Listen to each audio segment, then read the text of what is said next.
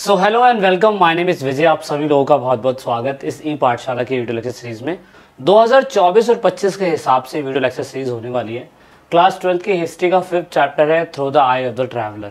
मतलब कि हम देखने जा रहे हैं इस चैप्टर को। इतिहासकार जिस टाइम पीरियड पे इतिहास लिख रहे थे तो बहुत सारे यात्री भारत के अंदर आए थे। इंडियन हिस्ट्री के अंदर तो वैसे अनगिनत यात्री हैं जो भारत में ट्रैवल करके बहुत कुछ देख के गए, लिख के गए, और उनके सूत्रों के हिसाब से हमें भारत के बारे में बहुत सारी चीज़ें पता चल पाई। तो क्लास 12 की हिस्ट्री जो है आपको इन्हीं 2-4 कैरेक्टर से रूबरू करवाती है और वो दिखाती है कि उस टाइम पीरियड में उन्होंने हमारे इंडिया के अंदर हो रहे बदलाव को, चेंजेस को देखा और जिसने सही मायने में हमें बहुत कुछ सिखाया भी। तो एनसीईआरटी के 3 इसमें ट्रैवलर्स हैं जो मेन फोकस करे गए हैं। बाकी और भी ट्रैवलर्स इंडिया में आए थे जो बाहर से आए लेकिन भारत में सेटल हो गए और उन्होंने भारत के अपनी आंखों से भारत के नज़रिए को देखा कि उनकी कंट्री में और इनकी कंट्री में क्या कंपैरिजन है। दोस्तों, अधिक जानकारी के लिए आप हमारे ऐप को ज़रूर डाउनलोड करिएगा। हमारा ऐप आपको इंस्टाग्राम और साथ में इस वीडियो के डिस्क्रिप्शन लिंक पर मिल जाएगा। उस ऐप पे आपको सारी इन्फॉर्मेशन इसके रिगार्डिंग में मिल जाएगी। अब देखिए, ये चैप्टर पढ़ना ज़रूरी क्यों है। This chapter discuss how these traveller account enrich our understanding the past. जितने भी इतिहासकर्ता थे उन सभी इतिहासकर्ताओं ने जब भी इतिहास लिखा होगा, तो आप लोगों ने पहला चैप्टर पढ़ा था, अशोक ने जब इतिहास लिखवाया होगा पिल्लरों के ऊपर या अपने बारे में, तो वो अपने बारे में अच्छा ही लिखवाएगा, बुरा नहीं लिखवाएगा। इवन बहुत बड़े क्या कहते हैं राजा जो अलाउद्दीन खिलजी हैं, उन्होंने तो इतना तक बोल दिया था कि जिस इतिहास में मेरा नाम नहीं या जिस इतिहास में मेरे बारे में बुरा लिखा गया है वो इतिहास नहीं। तो यानी कि उस टाइम पीरियड पे जब भी कोई भी इतिहास करता है, इतिहास लिखवाता होगा, तो अपने बारे में अच्छा ही लिखवाएगा। आपने समुद्रगुप्त की प्रयाग प्रशस्ति के बारे में पढ़ा होगा। वो हरिशेन ने उनकी प्रशस्ति, इट मीन्स उनकी एडमायरिंग करने के लिए प्रयाग की पिल्लर के ऊपर उस समय संस्कृत भाषा के अंदर बहुत अच्छा लिख दिया था उसने। वो अच्छा ही लिखेगा, बुरा लिखेगा तो पिटेगा राजा से, है ना। लेकिन ये लोग तो बाहर के ट्रैवलर हैं, ये अपनी आंखों से भारत में क्या देख रहे हैं और क्या बदलाव हो रहा है वो इन्होंने लिखा। इनका टाइम पीरियड अलग अलग हो सकता है बट इनका मेन मकसद क्या है दोस्तों? इनका मेन मकसद है भारत के बारे में जो ये देख रहे हैं वो लिख रहे हैं। Al Biruni, Ibn Battuta, Francois Bernier, ये अलग अलग स्टेट्स के, अलग अलग कंट्री के हैं। एक एक करके सभी के बारे में डिस्कस करेंगे। भाई, ये लोग 10वीं शताब्दी से 7वीं शताब्दी के बीच में आए। इन लोगों ने विशाल सामाजिक सांस्कृतिक वातावरण, हमारी प्रथाओं के बारे में और ये सारे धार्मिक मुद्दे, वास्तुकला, सुविधाएं, इमारतें, उस समय कोर्ट ऑफिशियल्स में क्या अफेयर्स होते थे वो, हमारे रीति रिवाज किस प्रकार के थे वो, ये इनको किस तरीके से इन चीज़ों से अचंभा हुआ, इवन ये वो भी समझाने की हमें कोशिश करेंगे। और साथ साथ ही हमें ये भी बताने की कोशिश करेंगे कि इनकी कंट्री में और हमारी कंट्री में क्या कंपैरिजन था। तो पहला हम पढ़ने जा रहे हैं अल ब्रूनी के बारे में। अबू रेहान अल ब्रूनी इनका पूरा नाम है। इनका बॉर्न देख सकते हो 973 में हुआ था ख्वारिज्म। ख्वारिज्म प्रेजेंट टाइम पे उज्बेकिस्तान की जगह है। बचपन से ही इन्हें सीरियाक, अरेबिक, पर्शियन, हिब्रू और संस्कृत भाषा इन्होंने हमारे भारत में आके सीख ली थी। लेकिन दोस्तों, जो भाषा इनको समझ में नहीं आती थी उन भाषाओं की किताबों को ये लाते थे, ट्रांसलेट करते थे अपनी अरेबिक लैंग्वेज में और उनको पढ़ने की कोशिश करते थे।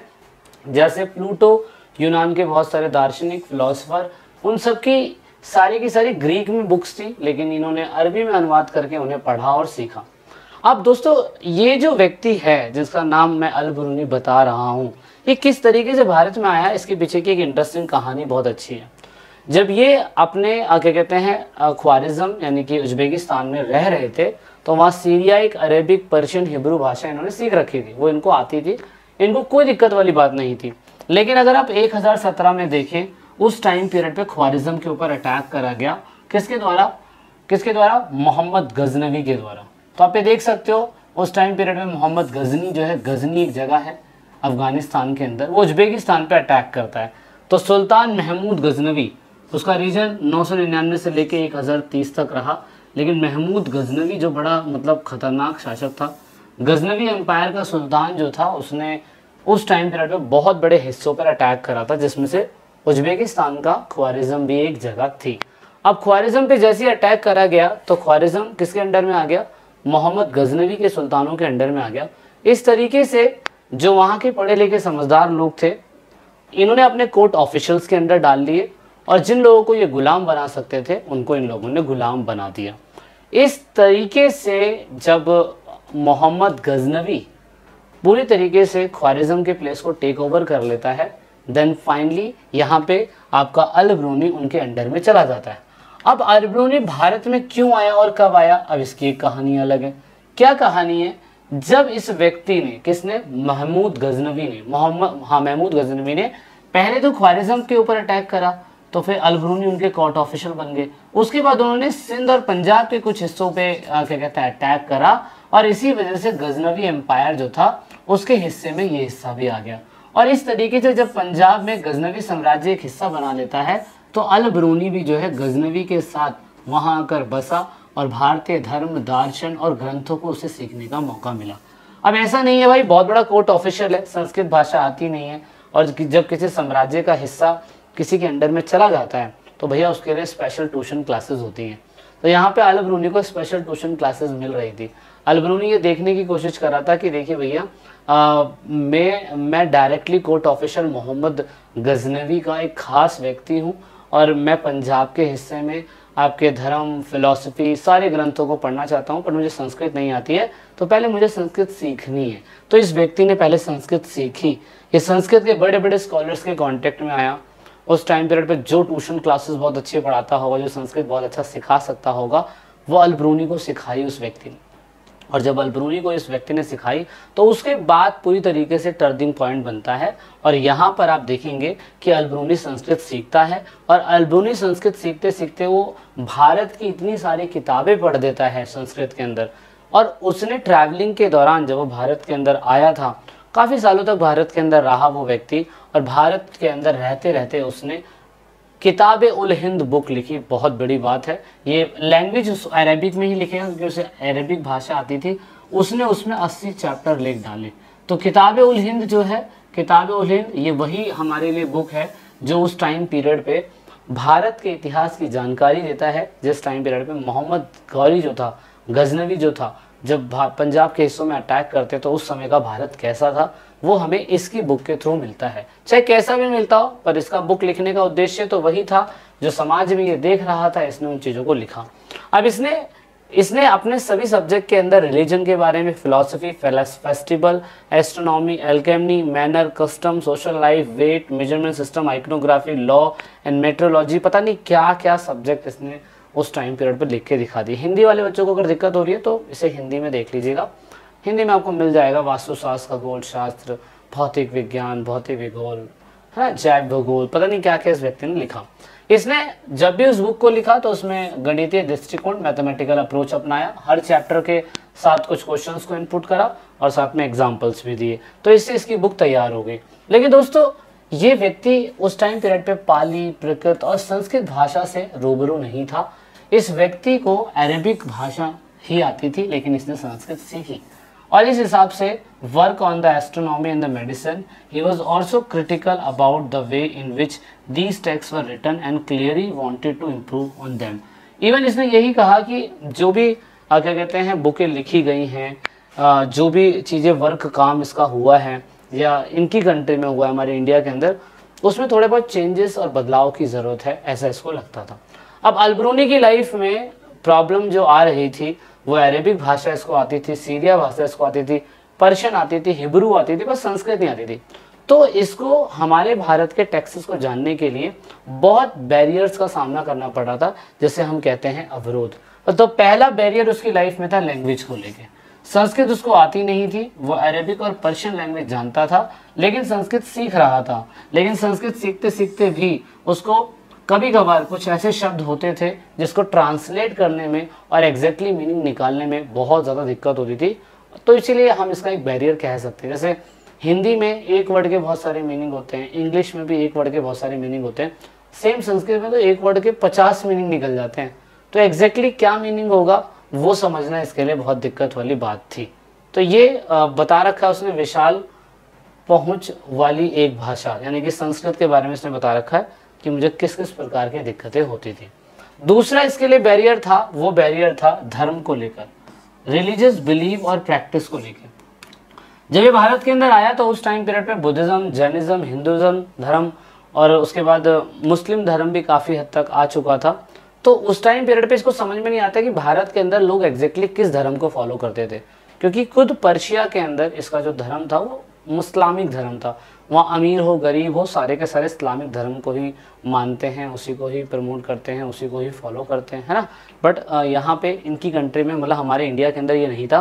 तो अल बुरुनी आइडेंटिफाई नहीं कर पा रहा था कि हम भारत के अंदर जो धार्मिक मान्यताएं हैं या प्रथाएं हैं उनके बीच में जो अंतर है, डिस्क्रिमिनेशन जो देखने को मिलता है वो बड़ा खतरनाक था। इवन उसने बताया कि अल बुरुनी ने इस कॉन्सेप्ट को समझाया। उसने बताया कि हमारी पर्शिया जहाँ से मैं बिलोंग करता हूँ वहाँ पे स्टेजेस है, वहाँ पे राजा प्रिंस पहले स्टेज पे रहते हैं, देन मंक्स फायर प्राइज और लॉयर दूसरी प्लेस पे होते हैं, physician astronomer and other scientist तीसरी पोजीशन पे होते हैं, और लास्ट में पीजन और आर्टिशियंस होते हैं। लेकिन हमारे पर्शिया के अंदर सभी को भगवान की संज्ञा पूजने का अधिकार होता है और हम सारे के सारे इक्वल होते हैं। ये अच्छी बात इसने बताई। He pointed out that within the Islam all men were considered equal and difference was on the based only on the observation of pity। It means आस्था अलग हो सकती है लेकिन भगवान को पूजने का, फॉलो करने का उनके लिए सभी के लिए इंडिया मतलब पर्शिया के अंदर समान था। और कैटेगरी अलग अलग हो सकती है लेकिन इंडिया के अंदर उन्होंने बोला कि बिल्कुल गलत है। He try to understand that social division were not equal to India. उसने ये समझने की कोशिश करी कि वहाँ इंडिया के अंदर 4 वर्णा सिस्टम होते हैं और जिसमें सबसे लास्ट में शूद्र व्यक्ति होता है और उसे मंदिरों के अंदर घुसने की किसी प्रकार की परमिशन नहीं थी। और ब्राह्मण पंडित कहते थे कि ये सारी की सारी चीज़ें डिवाइन प्रिंसिपल के हिसाब से पूरे भारत में फैली हुई है। ये पहले ब्राह्मण, क्षत्रिय, वैश्य और शूद्र होंगे। तो ये थोड़ी सी अल बुरुनी को खटकने लगी कि यार ऐसा कैसे हो सकता है, हमारी कंट्री में तो ऐसा बिल्कुल भी नहीं, तो इनकी कंट्री में ऐसा क्यों है। तो ये थोड़ा सा उसको अजीब सा लगा और इवन अल बुरुनी ने इस ब्राह्मणिकल डिस्क्रिप्शन को बोला कि ये गलत है, ये अस्वीकार है। इवन उसने बताया कि जिस तरीके से समुद्र के अंदर नमक समुद्र को गंदा होने से बचाता है, सूरज की किरणें जिस तरीके से हवा में मिलके रोशनी फैलाती है और खराब गैसेस को दूर करती है, वैसे ही ये समाज है जिसमें हमें मिक्स लेवल पे ही काम करने की ज़रूरत है और समाज में सभी को बराबर समझने की ज़रूरत है। तो उनके लिए इस संस्कृत ग्रंथ क्या कहते हैं इम्पॉर्टेंट तो था, लेकिन ब्राह्मण की जो जाति व्यवस्था थी बिल्कुल गलत है। इवन उन्होंने उस टाइम पीरियड पे अंत्यजय कैटेगरी को बताया कि अंत्यजय कैटेगरी हो सकती है कि सबसे लास्ट कैटेगरी हो। अंत्यजय means last birth, last born, low class people, जैसा कि हमने चांडालों के बारे में समझा था जो हमारे क्या कहते हैं 3rd चैप्टर के अंदर मेंशन था कि सिलेक्टेड वर्गों का एक काम हो सकता है और होता भी है, ऐसा है, पर्शिया में भी सेम ऐसा होता। लेकिन अब जाति धर्म के हिसाब से उनके साथ भेदभाव करोगे तो बिल्कुल गलत है। तो ये चीज़ अल बुरुनी बताते हैं। और लास्ट में एक अन्य क्षेत्र में आए यात्री के लिए स्थानीय क्षेत्र की भाषा का ज्ञान कितना आवश्यक है ये आप खुद सोच सकते हैं कि कोई व्यक्ति किसी दूसरे क्षेत्र से आगे कहीं दूसरे क्षेत्र पर जाता है, बसता है, तो उसे वहाँ की भाषा आना कितना ज़्यादा ज़रूरी है। अभी आप लोगों को मैं इटली भेज दूँ या यूरोप की किसी कंट्री में भेज दूँ जहाँ पे आपको उसकी भाषा आती नहीं है, तो कितनी ज़्यादा प्रॉब्लम आपको फेस करनी पड़ेगी, है ना। तो ये आप क्वेश्चन का आंसर ज़रूर करिएगा। मिलते हैं नेक्स्ट क्लास में। अधिक जानकारी के लिए हमारे ऐप को ज़रूर डाउनलोड करिएगा। वीडियो की डिस्क्रिप्शन में लिंक दे रखा है। This is it in this video. जय हिंद, जय भारत, वंदे मातरम।